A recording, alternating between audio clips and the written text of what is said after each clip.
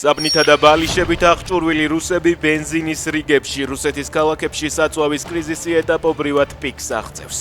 ნოვოროსიისკის ყველა ავტოგასამართ სადგურზე ბენზინი ამოიწურა. გამოცემა Deutsche Welle წერს, რომ სადგურები საწვავს ახლა მხოლოდ კორპორატიული ბარათებით გასცემენ. ბენზინი მხოლოდ სამსახურებრივი ტრანსპორტებისთვისაა განკუთვნილი. დიზელის საწვავი ქალაქში ჯერ ისევ ხელმისაწვდომია, თუმცა მკაცრად შეზღუდული რაოდენობით.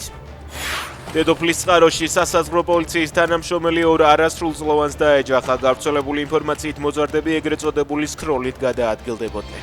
დაშავებულებს მძიმე ტრავმები აქვთ მიღებული. დამატებითი კვლევებისთვის ისინი კატასტროფის ბრიგადას თბილისში გადმოჰყავს. დადიანზე მომხდარ ავარიასთან დაკავშირებით, რომელსაც ქალი ემსხვერპლა რუსეთის მოქალაქეა, დაკავებული ინფორმაციას ბრალდებულის ადვოკატი ადასტურებს.